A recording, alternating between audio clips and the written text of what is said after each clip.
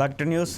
తెలుగు రాష్ట్రాల్లో గంజాయి విచ్చలవిడిగా దొరుకుతుంది. ముఖ్యంగా హైదరాబాద్తో పాటు ఆంధ్రప్రదేశ్లోని చాలా ప్రాంతాల్లో కూడా గంజాయి ఎక్కువగా లభిస్తుంది. దీనికి సంబంధించి యువకులు యువతులు ఎక్కువగా దీనికి మత్తు పదార్థాలకు బానిసలు అవుతున్నటువంటి పరిస్థితులు కూడా మనం చూస్తున్నాం. ఇలాంటి ఘటన పల్నాడు జిల్లా చిలకలూరుపేటలో కూడా చోటు చేసుకుంటూ వచ్చింది. పల్నాడు జిల్లా చిలకలూరుపేటలోని విజయ బ్యాంక్ సెంటర్లో ఇద్దరు వ్యక్తులు కారు నడుపుకుంటూ గంజాయి సేకరిస్తూ వచ్చారు. ఆ సమయంలో ఆ కారు డివైడర్ని ఢీకొని ఒక ఇంట్లోకి వెళ్ళినటువంటి పరిస్థితిని కూడా చూస్తున్నాం. అక్కడ ఉన్నటువంటి ఫర్నిచర్ అంతా కూడా ధ్వంసమైనటువంటి సిచ్యువేషన్స్ కూడా మనం స్క్రీన్ మీద చూస్తున్నాం. అయితే తెలుగు రాష్ట్రాల్లో ఇలాంటి పరిస్థితులు ఎక్కువగా జరుగుతూ ఉన్నాయి.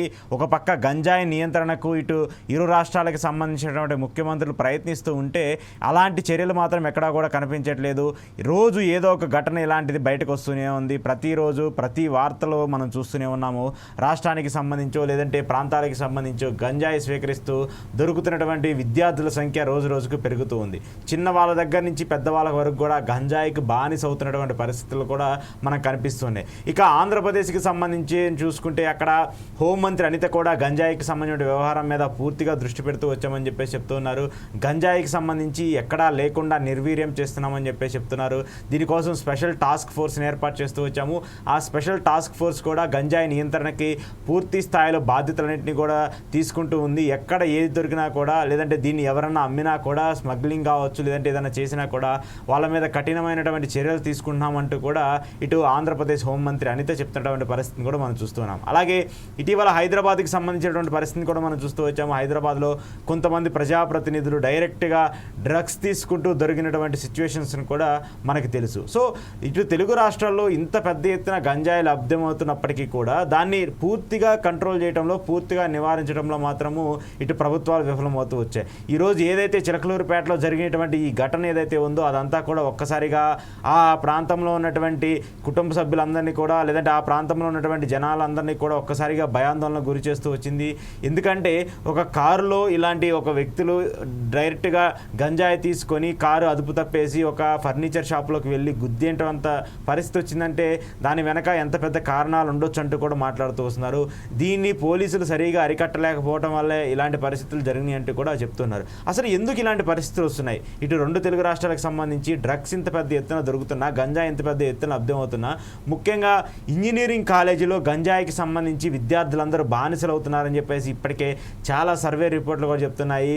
అటు రెండు తెలుగు రాష్ట్రాల్లో కూడా ఇంజనీరింగ్ కాలేజీల దగ్గర ఎక్కడికి వెళ్ళినా కూడా గంజాయి దొరుకుతుంది అనేటువంటి పరిస్థితులు కూడా కనిపిస్తూ ఉన్నాయి. దాని మీద స్కూల్ యాజమాన్యాలు అలాగే సరిగా పట్టించుకోవట్లేదు, పోలీస్ అధికారులు కూడా సరిగా పట్టించుకునే పరిస్థితులు ఉన్నాయి. ఒకసారి దీనికి సంబంధించి ఒక డీటెయిల్ నోట్ తీసుకుందాం. నాతో పాటు శర్మ గారు ఉన్నారు. శర్మ గారితో మాట్లాడదాం. శర్మ గారు నమస్తే. నమస్తే అశోక్ గారు. సో మాదక ద్రవ్యాలు అనేది చాలా ప్రమాదకరం ఎవరికైనా సరే. అంటే చిన్నవాళ్ళ దగ్గర నుంచి పెద్దవాళ్ళ దగ్గర నుంచి వాటిని ఎప్పుడు కూడా మనం యాక్సెప్ట్ చేయకూడదు, వాటిని దగ్గరికి రానియకూడదు. కానీ గత కొంతకాలంగా లాస్ట్ 5 years నుంచి ఈ కన్జంప్షన్ ఎక్కువైపోతుంది తెలుగు రాష్ట్రాలకు సంబంధించి. సో ఇప్పుడు కూడా మనం చూస్తున్నాం చిలకలూరుపేటలో ఇద్దరు యువకులు వాళ్ళు చేసినటువంటి ఒక పని వల్ల అక్కడ ఉన్నటువంటి వాళ్ళందరూ కూడా ఒకసారికి భయాందోళనకు గురవాల్సినటువంటి పరిస్థితి వచ్చింది. సో ఎందుకు ఇలాంటి పరిస్థితి వస్తుంది? ఇది ప్రభుత్వానికి సంబంధించినటువంటి తప్పుల వల్ల అనుకోవచ్చా, లేదంటే అవగాహన లేక ఇలాంటి వాటికి యువకులు అలవాటు పడుతున్నారు అనుకోవచ్చా? అశోక్ గారు, ముందుగా మనం చట్టాల విషయానికి కనుక వచ్చినట్లయితే భారతదేశంలో అత్యంత కఠినమైన చట్టాలు ఉన్నాయండి. NDPS యాక్ట్ లాంటివి చాలా కఠినమది. అది narcotic drugs and psychotropic substances act అనేది. దాంట్లో ఉన్నటువంటి ప్రొవిజన్స్ కూడా అలాంటివి తీసుకున్నా, ట్రాన్స్ఫర్ చేసినా, వాటిని ప్రమోట్ చేసినా, ఎంటర్టైన్ చేసినా, స్టోర్ చేసినా, డిఫరెంట్ ఫామ్స్లో ఎలా వాటితో సంబంధం ఉన్నా కూడా కఠినమైన శిక్షలు ఉన్నాయి. మరి ఒకవైపు కఠినమైన శిక్షలు ఉన్నా, చట్టం ఉన్నా కూడా విచ్చలవిడిగా నేరాలు పెరిగిపోవడం కారణాలు ఏంటి అని మనం చూసినప్పుడు అసలు లైఫ్ స్టైలే దీనికి కారణం అని మనం అనుకోవచ్చు. ఎందువల్ల అంటే మారుతున్నటువంటి జీవన ప్రమాణాలు అలాగే జీవన శైలి మనం చూసినట్టయితే ఎక్కడ కూడా ఒక నియంత్రణ అనేటువంటిది లేదు. స్వీయ నియంత్రణ లేకపోవడం, దానివల్ల ఎదుటివాడు చెప్పేటువంటి విషయాలు, అలాగే సోషల్ మీడియా ఎప్పుడైతే ఈ బూమ్ అనేటువంటిది వచ్చిందో న్యాచురల్గా ప్రజలందరూ కూడా అక్కడ జరిగే అనేక అంశాలను గమనించడం, దాని పట్ల ఆసక్తిని కలిగి ఉండటం, అలాగే ఈ జీవితంలో ఉన్నటువంటి ఈ పోరాటాన్ని తట్టుకోలేక ఒక ఎస్కేపిజం అనేటువంటిది కూడా ఇప్పుడు మనం చూస్తూ ఉన్నాం. నిజంగా స్ట్రెస్ అండ్ స్ట్రెయిన్ అనేటువంటిది తట్టుకోవడానికి కావలసినటువంటి అద్భుతమైన పద్ధతులు మన యొక్క సంస్కృతిలో ఉన్నాయి. కానీ ఈనాటి యువత వాటికి దూరం అయిపోయారు. కాబట్టి ఖచ్చితంగా మనం చూస్తున్నాం మన సంస్కృతిలో ఉన్నటువంటి అంశాలను పాటించకపోవడం వల్లే ఇటువంటి అనర్థాలు జరుగుతున్నాయి. పర్సనల్గా కూడా నేను ఎన్నో కేసెస్ చూశాను. ఇటువంటి డ్రగ్స్కు బానిసైనటువంటి వాళ్ళ విషయంలో ధనవంతులే కాదండి, మామూలుగా ఉన్నటువంటి స్థాయిలో ఉన్నటువంటి ఇండ్లలో కూడా వాళ్ళ పిల్లలు ఇటువంటి యాక్టివిటీస్లో వాళ్ళు పార్టిసిపేట్ చేస్తున్నారు. మరి ఈరోజు మీరు చూపించినటువంటి చిలకలూరు కేసులో కూడా ముఖ్యంగా ఇప్పుడు జెండర్ డిఫరెన్స్ కూడా లేదు చూడండి. ఇద్దరు అక్కడ బోత్ మేల్ అండ్ ఫీమేల్ అందరూ కూడా ఈ యొక్క యాక్టివిటీలో ఉన్నారంటే అది నిజంగా చాలా బాధాకరం. అసలు ఒకప్పుడు మనం ఇట్లాంటి యాక్టివిటీస్ జరుగుతాయని కానీ చిన్నపిల్లలు కూడా ఇటువంటి వాటిల్లో పార్టిసిపేట్ చేస్తారని మనం ఊహ చేసేవాళ్ళం కాదు. కానీ ఈరోజు మీరు అన్నట్టు ఇంజనీరింగ్ కాలేజెస్లో కానివ్వండి, ఈవెన్ స్కూల్స్లో కూడా ఇటువంటి యాక్టివిటీ జరుగుతోందంటే పర్పెట్రేటర్స్ అనేవాళ్ళు అంత చక్కగా వాళ్ళ నెట్వర్క్ను ప్రమోట్ చేస్తున్నారు.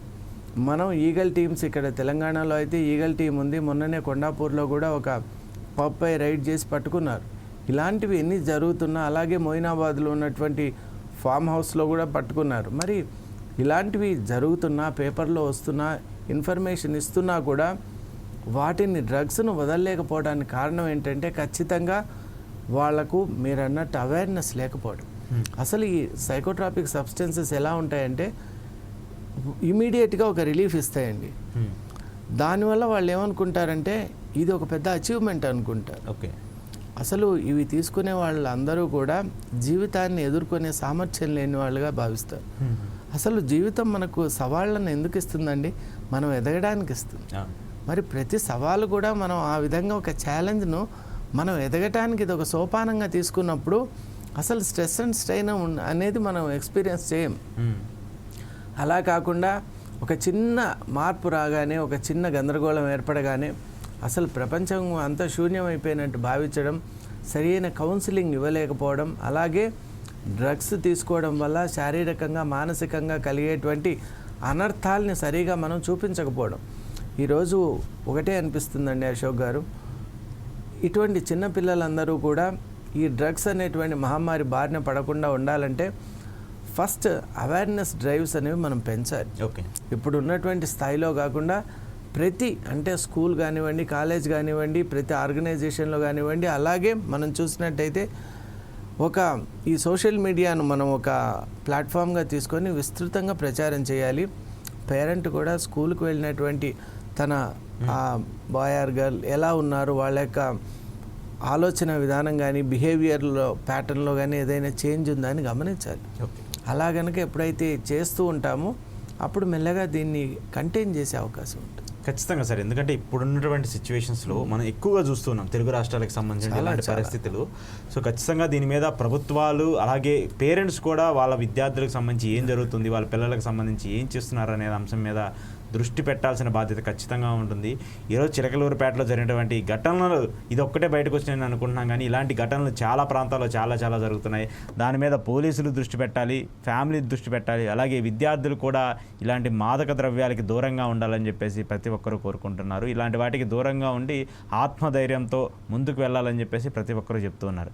స్టే ట్యూన్, చూస్తూనే ఉండండి 4 Sight TV.